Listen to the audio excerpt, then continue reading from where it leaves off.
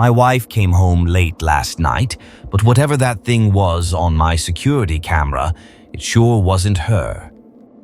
When my wife returned home late last night, whatever that creature was on my security camera clearly wasn't her. We are waiting for the cops right now. Hence, I am writing from my neighbor's house. I guess I'll tell them the same thing I told Jack this morning when I arrived, pounding on his door. I cannot quite tell them the truth. I can't say I would blame them. They wouldn't trust a word of it. Other than you might be the only one who would believe me. I'm not sure why I'm even sharing with you, and I have to tell someone. Else, I fear I would lose my damn mind. For background, my house is on a decent piece of property to the left of which is a sizable open field. Past the field are some acres of trees. As said by my wife, a little forest. Jack, our closest neighbor, lives about 1.5 miles down the road, hence we essentially have all to ourselves, our very small slice of heaven, beautiful and secure. Well, I used to view things this way. I don't feel safe here right now, not very slightly. Right now, it's contaminated and I have no idea what to do. Never have I seen anything like this before. Please get in touch if anyone reading this has ever been in a similar circumstances or perhaps knows what it could be, and most importantly, what I can do. Michelle, my wife, considered getting one of those doorbell cameras last spring as a great idea. Along with some small damage on our property, we had several goods disappear. Not very serious, a few shattered flower pots and several absent lawn ornaments.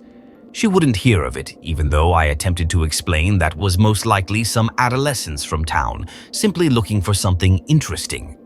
She didn't really care about the yard ornaments or flower pots, but she wanted the matter to stay under control before a house invasion developed. Though I knew when to keep my mouth closed, I thought that was a touch theatrical.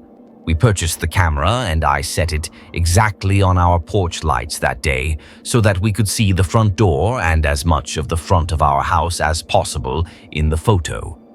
2 days later, we at last figured out the riddle of the absent lawn decorations. Most likely you already solved it. Guessing 2 raccoons, you would be dead on. Seeing them pick up my wife's solar yard lights and carry them off on 2 legs was very funny. It was funny to see them sprinting away carrying those brilliant blue bulbs like 2 small robbers. With those masks, they even seemed to fit. Michelle, too, cannot maintain a straight expression. With all the pilfers, I question their activity, perhaps refurbishing their camps in the wild. Michelle started arranging bowls of cat food, and shockingly, the thieving stopped. We continued to keep the camera up, though. As it happens, that would be really useful. For 4 days, Michelle has been away from town working. She called to let me know the plane had been delayed and she wouldn't be home until 4 a.m. or later. She was meant to be home last night about dinner. I said I would see her when she got home and I loved her. And with that, too. This was a normal evening. Not unusual at all. I straightened the house so she wouldn't return to find a disaster waiting. I fed the cat, then made some soup for supper. Me and Mona then snuggled up on the couch together, me watching TV while she purged on my chest. About 2 o'clock, I turned in for sleep. Before I woke up from an alert on my phone, I had slept just little more than 1 hour. An alert for the security camera. Not unusual now was getting an alert, particularly late at night. Always some tiny critter, a raccoon or fox.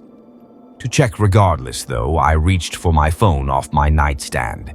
It was well after 2, and my first impression was Michelle had arrived home sooner than expected. I laid there listening for Michelle to allow herself in, but it never happened. Only silence. I moaned, thinking she had lost her keys. Would not be the first time. Her reputation was for leaving them behind, most likely overlooked them at the airport or motel. Though I still hadn't heard her knock, I didn't jump straight up to check. I opened the app, then retrieved the live feed.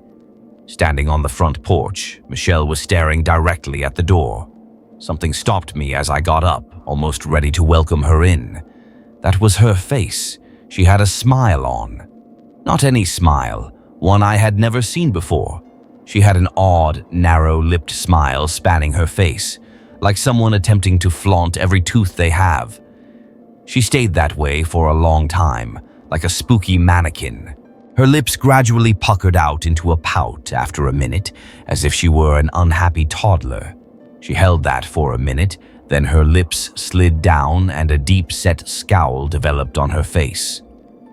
Sitting in bed, I watched my wife experiment with various facial expressions, as though she were completely new at such a concept. It seemed strange and a little disturbing. She seemed to be slowing down as she went through every movement. Grasp, point, frown, continuum. I watched her for about 15 minutes, then at last I came out of shock and hit the intercom. I asked, "Babe, what on earth are you doing?" Her head turned toward the camera, wide-eyed, peering up at it. She seemed to have forgotten even that the camera existed. Her lips was partly hanging open on one side, trapped between a smile and a grimace. She simply kept staring, her face fixed in that unsettling manner, and ignored me. Uncertain of what to do, I waited for some time. I became more aware of how unusual she appeared the longer I watched her. Half asleep, I first missed it. Now that I was wide awake, though, it was clear that I should have seen right away. She seemed much taller, first of all. Her head turned to just over the small rod we use to suspend our many holiday flags. The one I have to tiptoe to be able to reach. She was not only strange in that regard. Her arms hung down past her knees, much too long. Not even her face was the same. It looked like her. Enough that it wasn't obvious right away, but when I carefully looked, her face appeared more narrow, as if it had been stretched from top of her head to her jaw. And the skin seemed excessively tight, as though it were 2 sizes too small. The bones were firm against the skin. At that, I started to get anxious. Though I sensed something was extremely wrong with her, I didn't know whether she had been in some terrible accident or what. My voice faltering, I whispered, "Honey, are you hurt?" Michelle stamped her foot down on the porch, hard, shaking her head in answer to my query. She reached out and firmly jiggled the doorknob before I could say anything else. The whole thought of her entering made me suddenly terrified. I said fast, "I'm not letting you inside." She was jiggling the knob furiously, her face still fixed on the camera. After a few minutes, she at last let go and produced a sound nearly like laughing. My flesh crawled at its sound.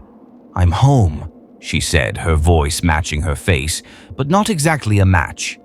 It started off nasally and nearly baby-like. "I'm home. Open the door?" I'll admit I was worried my wife was experiencing some type of medical emergency. I almost closed the app and dialed 911 right then and there. "Maybe I should call for help," I said. Once more, shaking her head, her long hair whirled from side to side. Then something happened, and I will have that picture with me the rest of my life. Michelle, the person furiously attempting to be her, appeared to extend straight front of me. Her torso thinned out and grew so her head slipped against the ceiling. Its skin was so tight that I could practically hear it, rubber-like, trembling, tugging. Though it struggled clearly to remain on 2 feet, it managed. Its jaw dangled there against its chest. It struggled to close its mouth but couldn't do it totally. Fear paralyzing me, I yelled, "I'm calling the police!" Her expression contorted in a look of pure hate the instant the words left my mouth. Like I could sense it shining across the screen. Surely not on the face of my wife. I had never seen such hate and anger in my life. She dropped down onto the porch, fast as a flash, and crawled down the steps onto the grass. Her long arms stretched at terrible angles. I watched in dread as she crawled toward the field. She came to the brink of the field and vanished amid the tall grass. Heart pounding, I sat staring at the TV. I was too terrified to turn away even momentarily. I felt safe enough at last to place the phone down and try to fall asleep after an hour without seeing her again. Though part of me was too terrified I would hear that awful impersonation on the other end, I considered calling my wife. Somewhere later, I started a restless sleep. Before my phone woke me once more, I slept not very long. Still another alert. Terrorized at what I might find, I pulled up the app and held my breath. I knew straight immediately when the feed arrived that I was staring at my wife. My body was inundated with relief. She was looking through her handbag while standing on the porch, her suitcase at her feet, most likely looking for her keys. Pushing the intercom, I asked, "Lost your keys again?"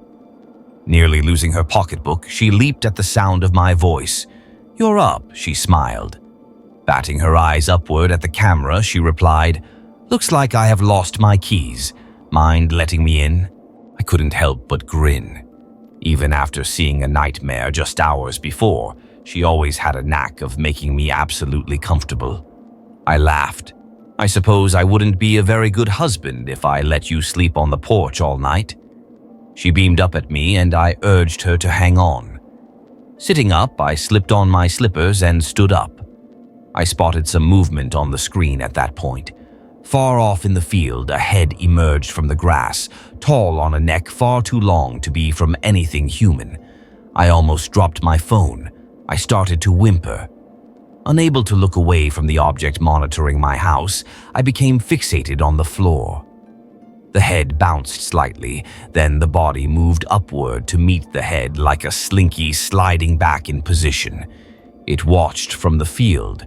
Then to my horror, it started jerkily moving fast toward the house. I started to yell without thinking. Despite its erratic pace, it was coming swiftly and toward my wife. Running down the corridor, I dropped my phone in the middle and skipped steps as I went along. When I struck the bottom, I lost my balance and skidded across the front hall, running into the front door. I was fumbling with the locks and yelling incoherently. Concerned in voice, my wife asked me what was wrong. Then, exactly as I was trying to flip the deadbolt, I heard her scream, this time in utter terror. At last, I turned the locks, threw the door open, grabbed a fistful of her jacket, yanked her inside, locked the door behind her. I, panting hard, leaned against the door. On the porch, I heard a muffled thump. Then it was quiet. Pale, almost in tears, my wife was terrified. She declined to discuss what she had seen and objected to viewing the footage of the object on our porch. Assuring her the house was safe, I let her drift off. I stayed up looking through the live feed and windows. I looked about the field for any indication of that object, but it seemed to have disappeared. Michelle went to sleep, and shortly afterward I decided to check the video to see where it disappeared to. Maybe I waited because I was afraid to see it again. Pulling up the video, I saw the monster shunning across the field toward my house, its long arms outstretched and a longing on its face. The closer it got, its smile became awful. Totally oblivious of the danger she was in, I watched my wife on the TV become concerned as she heard me shouting through the house, of the objects barely inches behind her. Watching the video approach closer, I could hardly make it through whole. I could hear myself trying to unlock the door just as it arrived at the porch.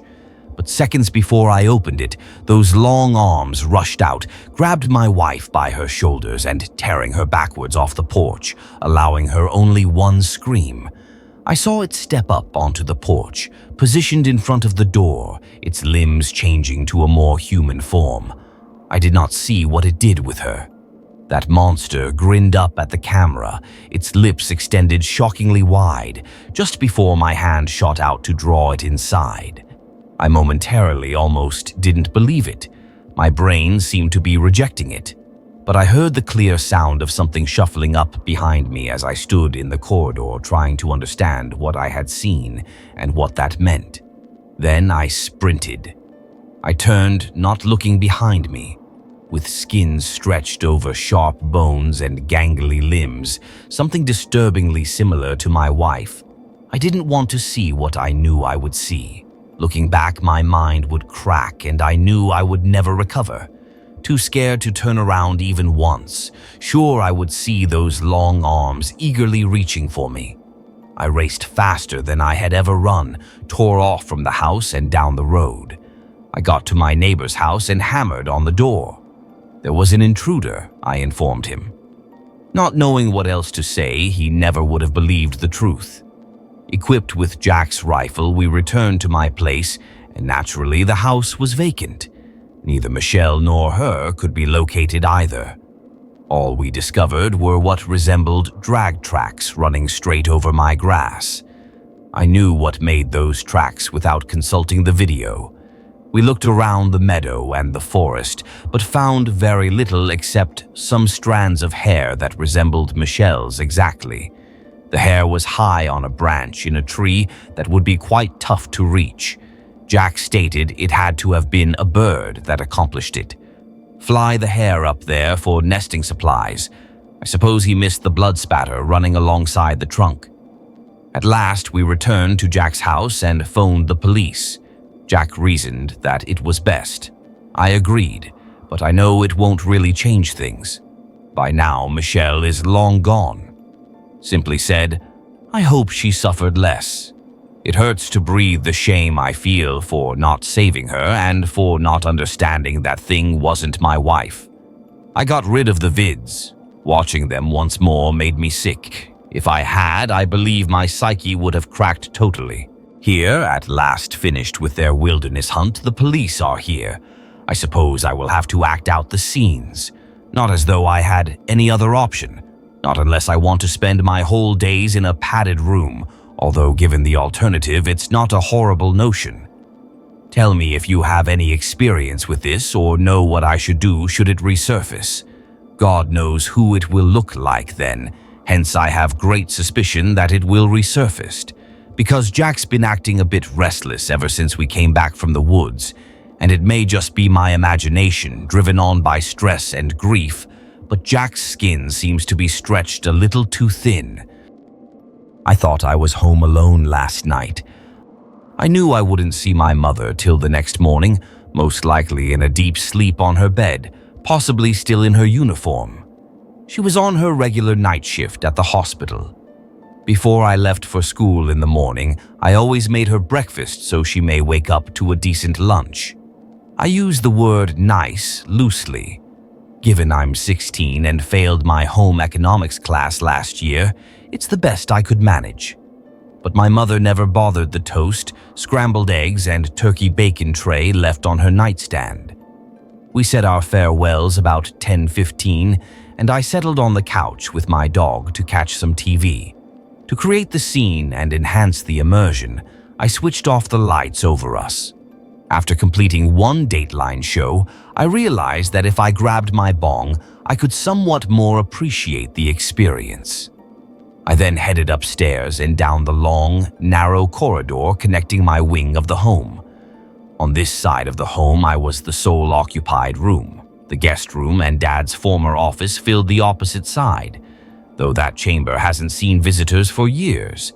My mother and I have never even wished to have other people here since the death of my dad. Rather, it hosts the overload of clutter I discover at the end of every school year. Clothes I no longer desire and intend to sell or donate, paintings I worked months on but never hang up, and other odd objects not used but cannot seem to be let go of either. Opening my bedroom door, I reached for the piece from my nightstand. When you think of a stoner, it was almost like a sculpture instead of a cheesy bong.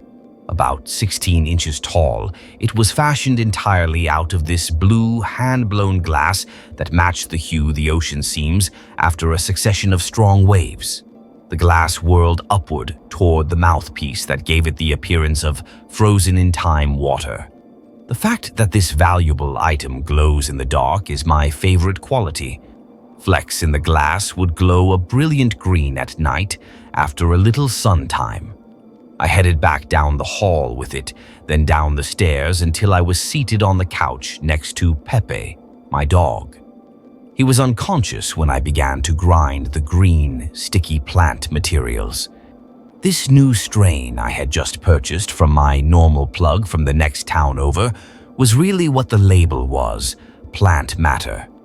He asked me if I might be one of his test subjects to determine if he should acquire more. He had informed me he only lately had a limited supply of this substance. I answered right away without thinking. Discounted weed to just offer my comments? I accepted that offer since I would be a fool's not to have it. Holding it in my hand, I noticed a rainbow of colors reflected off its crystals. Though purple and orange are somewhat common colors, this work contained pink, crimson, and blue tones.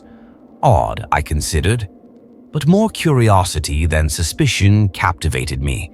Hence, I kept some in the bowl and packed it with my lighter. I tasted regular cannabis after the initial inhale. Then shortly afterward, I tasted citrus. It went rather nicely. I was really focused on the experience so that, as instructed, I could provide a good, thorough report back to the plug.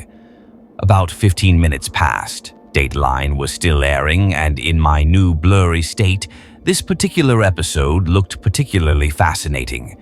I felt as though I was sinking, yet weighted as light as a feather, at the same time as the cushions beneath me began to nearly shape to my body. My eyelids grew dry, and trying to keep them open turned into a chore more than a natural skill at this point. Starcraft. I knew I had fallen asleep as I gently began to focus my eyes behind my lids. I felt so slow, like it needed all the strength inside me just to be able to fully open my eyes, so it must have been for rather some time. Like I had left them, the lights above the living room were still out, but the all others on the lower floor were too, something I neglected, except for the nearby region where the TV's light could reach, not very far. It was now pitch black everywhere. The second thing I observed was what instantly stopped my heart and sent a frigid chill throughout my body. I became frozen. Apart from my eyes, tips of fingers, and toes, I could not move any part of my body physically. I could only generate little twitching, but doing so saps so much of my strength.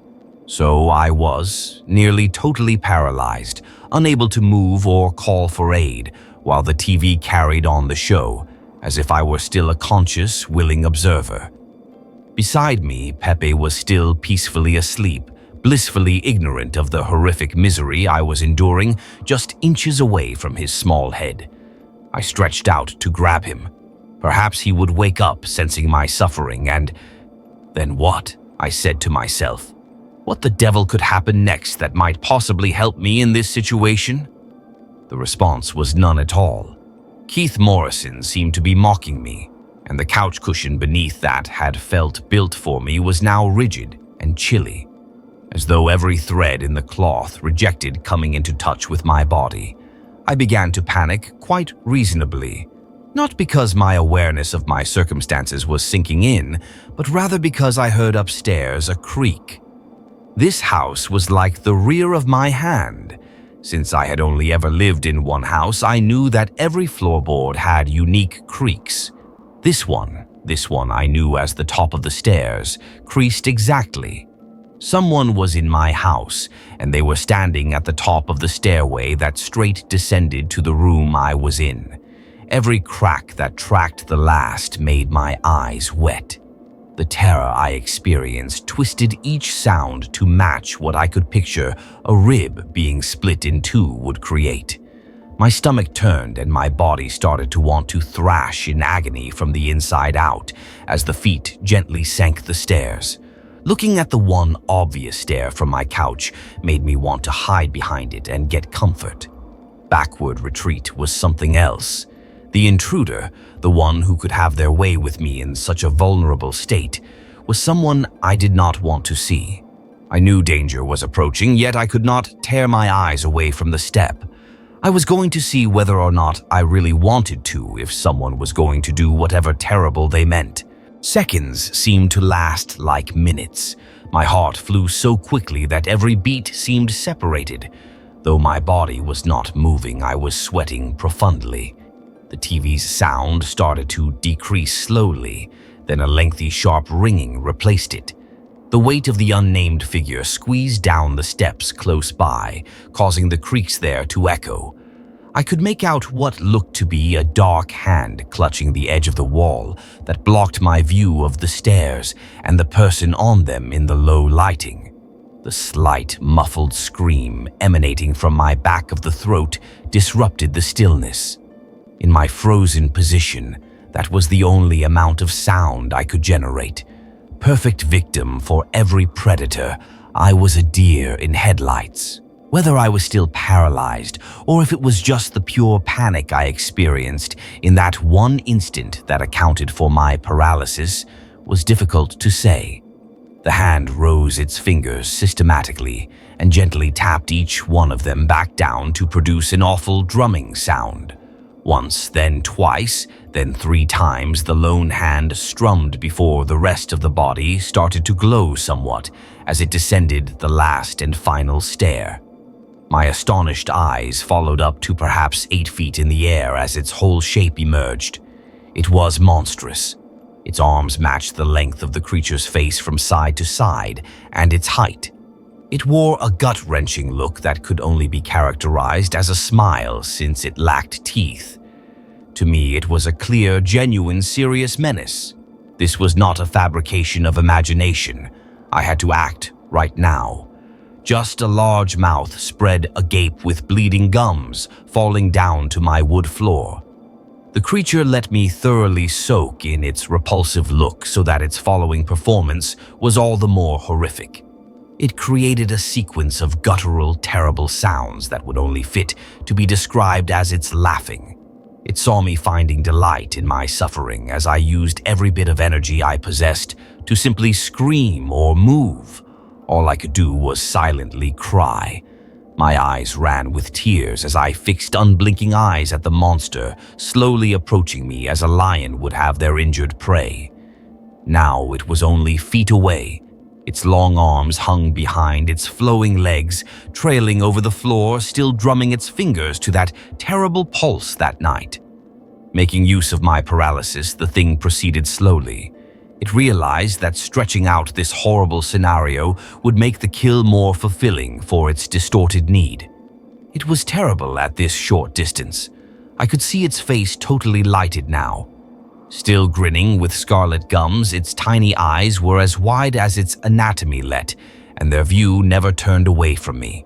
It had a nose, but it was just 2 holes that seemed to have been hand-poked by whatever produced this god-horrible monster. Though the devil seems to have poisoned this one, it was nearly human. Now it was near enough to smell my fear and see the glint of survival disappearing in my eyes. I had to act, something that would make me feel as though I at least tried to defend my life. I noticed that in the corner of my eye at that point. My bong, my cold hand just inches away from this dim green glow. Among all the anarchy I ignored, something inside of me yelled for me to try to move once again. I so concentrated all of my might on reaching for my freshly selected weapon, and by chance only produced by a miracle, it worked. I managed to catch it, and in a few short seconds I had repeatedly swung the thick glass over the skull of the beast. Its blood was dark black instead of red, as the color flowed from its toothless smile. Everywhere you looked was the tar-like muck. It touched my face and entered my lips. I observed it covering the walls, flooring, and couch. The scenario was savage. The once terrible creature was now shattered and twisted in a myriad of directions, now left halfway between solid and fluid. I smiled since its face no longer distinguished from the other battered bits of its body. Now that thing no longer had his, I smiled. If only for my severe panting, I stood over its body with a mix of amazement, adrenaline, and morbid delight almost laughing would have brought. I kept breathing without stopping, gasping for air. A rush of blood shot to my brain. Under my head, the consoling sensation of bed linens and a cushion woke me. Gradually opening my eyes and moving to extend my limbs, The relief that this was all a dream flooded over my body. Nonetheless, I couldn't. My arms couldn't move past my hips any farther than that. The sound of metal banging against itself drew my eye to the handcuffs on my wrists, linked to the railings of the bed. Then, as I started to scan my surrounds, the slow and steady beeping that had been buried in the background started to draw forward. Still covered in that metallic, sticky-smelling chemical, I was in a hospital room. Though it was scarlet red rather than a deep black as I had seen, I came to the present, and out of the mist, the strange voice of a man. Starting in a quiet and cautious voice, the officer asked, "Miss, do you remember anything from last night?" After a moment of memory, the inquiry turned my face in an almost irritated grimace. I naturally did. I never believe I will ever be able to rid my memories of that nasty grin. If I simply close my eyes, the great anxiety I experienced still resides there. "Yes," said the first time I heard my own voice in hours. "There was this thing." The cop let out a long sigh and laid a stack of pictures in my lap, then cast an indifferent glance at his colleague. My mother laid quite dead on our living room floor. Given the odd state of anatomy she was left in, I wouldn't have been able to identify that it was even human without her nursing outfit. I yelled before I could even begin to understand what the cops were implying. I screamed so loudly that I felt my dry vocal cords scraping against each other and let out a stream of tears to help the cries of uncertainty, grief, and wrath.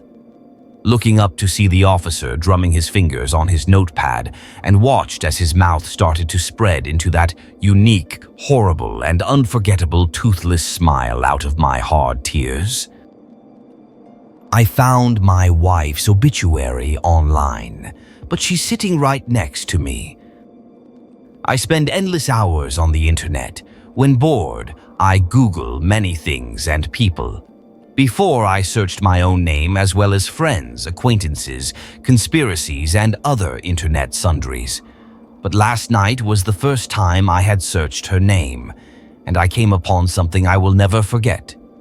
An obituary marked the first hit. Naturally, I thought it was someone with her name exactly.